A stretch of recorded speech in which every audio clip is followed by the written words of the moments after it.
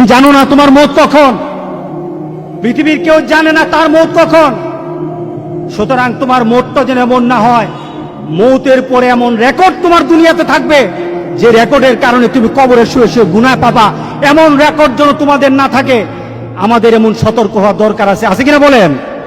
আমরা হব, আমরা আরেকজনকে বলবো, আমাদের বন্ধুদেরকে বলবো, আমাদের বন্ধুদেরকে আহ্বান করবো, এই কাজ আমরা করব না, আমরা ওপো হব না।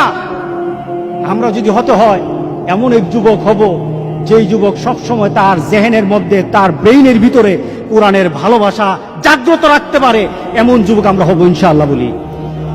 আমাদের হওয়া দরকার আছে কিনা বলেন?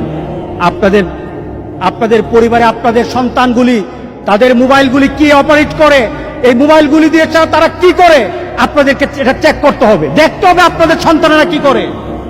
যদি করেন ওই দুঃখ হতে হবে না, ওই হয়তো আপনার অবস্থা হবে না যে আপনি কবরে থাকবেন, আপনার সন্তান আপনার জন্য দোয়া করবে না, এমন হয়তো হবে না। আপনার ছেলে হয়তো ইনশাআল্লাহ, আপনার ছেলে আপনার নজরদারির কারণে, আপনার নার্সিং এর কারণে আপনার ছেলে হয়তো কোরআনের ভালোবাসা, কোরআন তেলাওয়াতের ভালোবাসা, আল্লাহ রাসূলের নীতি মানা তার জন্য ভালোবাসার হয়ে যাবে ইনশাআল্লাহ। আপনিও কবরে শুয়ে ইনশাআল্লাহ দোয়া পাবেন। আল্লাহ যেন সবাইকে তৌফিক দান করে দেয়, আল্লাহ আমাদেরকে পরিবর্তন করে দেয়। কি বলেন, দরকার আছে কিনা বলেন?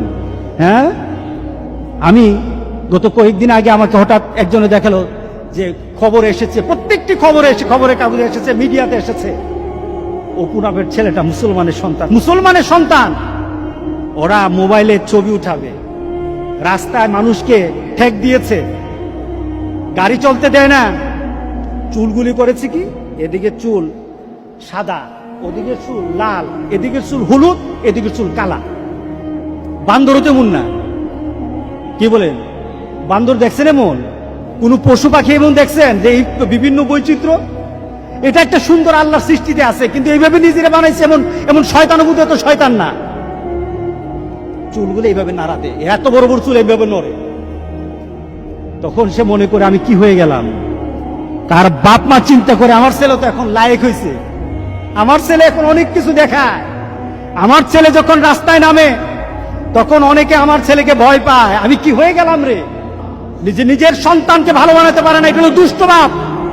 সুতরাং আমরা মুসলমান সন্তান বানাতে চাই, রাজি আছে সবাই?